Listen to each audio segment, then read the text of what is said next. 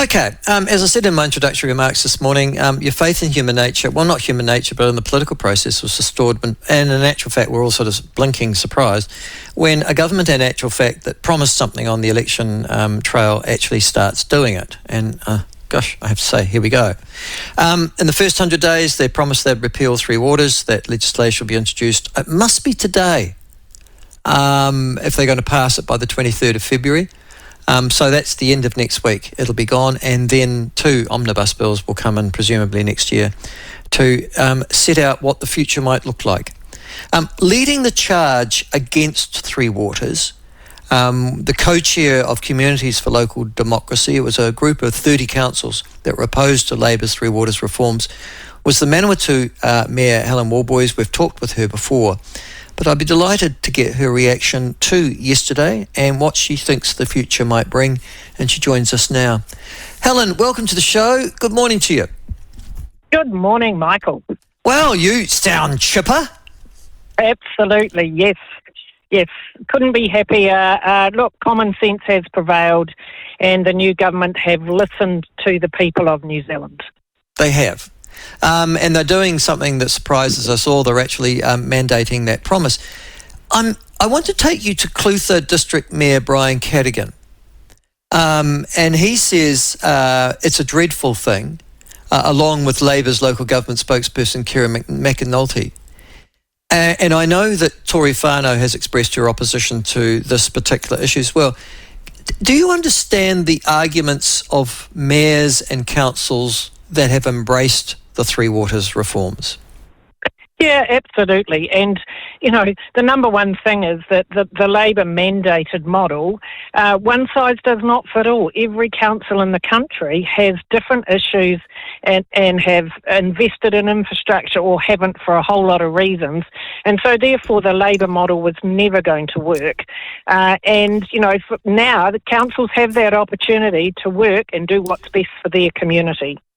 I take it that, and having been a mayor myself in the position where you are, Helen, I take it that some of the opposition of those who liked Labour's process was the ability not to have to confront years, decades even, of underinvestment in infrastructure in their local bailiwick.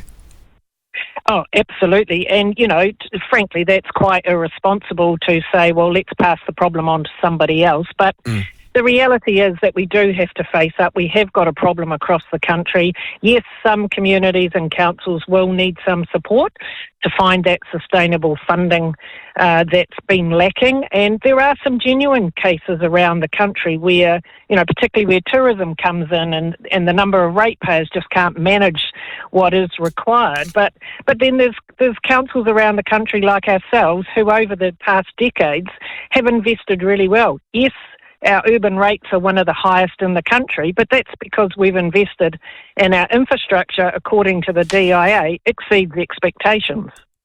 Now, in Hawke's Bay, for example, they are looking at still a sort of a regional model to deliver water. I guess they can, though, because they're adjacent. So Napier and Hastings, for example, that makes sense. Maybe Central Hawke's Bay goes into it as well. I don't know. But there will possibly be regional models in which you can deliver water. Are you thinking that way yourself? What are you adjacent to, Rangatiki and Palmerston North? Or can you go it alone, Helen? Well, at the moment, answer is yes to both of those. At the moment, we've done our long-term plan, about to go out for consultation. We've included Three Waters in it for the next 10 years, and we believe we can go it alone. However, we are also open and have started and done a lot of work about can we do a regional model that's under the Horizons Regional Council with 7 councils. So we're just doing the maths now that we've got the go-ahead from the government to have a look and go, is there some economies of scale? And if there are, well, you know, we'd be crazy not to have a look at that. So, and this is the opportunity that every council's been given to show some leadership, figure it out, what works best for their community and how can they get the best value and the infrastructure that we need going forward.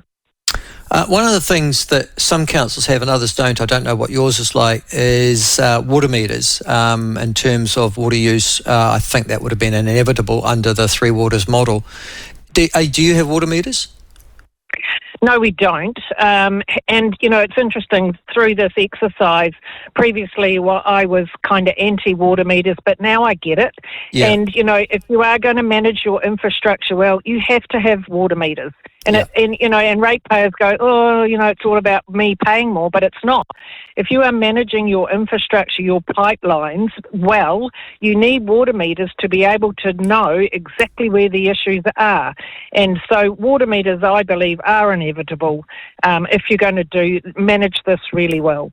Yes, because it's not just how much water you consume, is it? It identifies very quickly where you've got leaks and things like that. Wellington, for example, would have been onto their issues much quicker if all their people had water meters, you presume. Absolutely. But also, even in a community like ours in Feilding, in our urban community, water isn't a problem. We have plenty of it. But we also need to be responsible about how much we use. So water meters help us educate people to understand that water is a precious resource. So, yes, water meters are the way of the future. No, I agree with you. And I was like you, I've done a 180-degree turn on that one as well. Listen, just on sewerage, though, I'm fascinated by it's water you can see. I mean, and you can have a sort of common reservoir and presumably, you can manage it regionally as well. What about sewerage? I mean, the idea of pumping all that wastewater out of homes and things like that. Does that need to be, can that be regionalised, or is it something that by its very nature tends to localism? Well, I think the cost, that's what we're looking at. Can the cost and the overheads that are needed to do that, is there economies of scale by managing that on a regional model? And that's what we're looking into. Geographically, New Zealand, we're never going to be all connected up, which is where that Labour went foul with the Scottish model. They were connected, not like New Zealand. Geographically, it doesn't work. So, I believe there can be some savings around management, sharing services. Many councils already do shared services. We've been doing shared services for the Rangatiki for the last few years for their three waters and roading. So, here's an opportunity. Years ago we were all anti-amalgamation and that's gone away. But here's the opportunity to say, okay, we need local decision making. We want to hold on to ownership of what we've invested in. But here's the opportunity to go, is it smart to actually do some shared services or work together so that we can save some of those overheads? Your capital, if you like, of the Manawatū District Council, I'm assuming, is Feilding, is that right? Correct, yes. Yeah. Okay, which is a lovely little town, can I say? I went through it, spent a bit of time there, bought a very nice pair of shoes, can I just say there, a nice pair of boots. Thank you. We're also New Zealand's most beautiful town. We've won that award 16 times, so very proud of that one. Oh, and rightly so. It's a lovely place. And you've got a lot of people moving out to Feilding, I guess because originally it was cheaper, but working in Palmerston North? Absolutely. We're on a really a huge growth at the moment. And this is where infrastructure, if you invest in good basic infrastructure, that backs up your economy and you get the investment and the developments going on, the new businesses coming to town, the residents, etc. So number one, and I think most rural and provincial councils understand, because we're farmers, we're off the land by nature, so we understand how important basic infrastructure is. Helen, you set up this Communities for Local Democracy group, the 30 councils who are opposed to Labour's reforms. If I remember rightly, there was a bribe, a series of them, that were provided to those councils who were what you might like to call early adopters of the Three Waters model. They got given millions of dollars for infrastructure that they couldn't ironically use on water, as I remember. Is there some lingering bad blood around that? Oh, look, the whole thing is crazy. And at the end of the day, it's the taxpayer that's paid. And people forget that the ratepayer and the taxpayer are the same person. Yes, they called it the better off funding. And the crazy thing was you weren't allowed to use it to improve your Three Waters infrastructure, which made no sense. And, even in our community, we put that money towards the earthquake strengthening and upgrading our library and community hub, which is going to be fantastic for our community. But that was not the purpose nor the intention.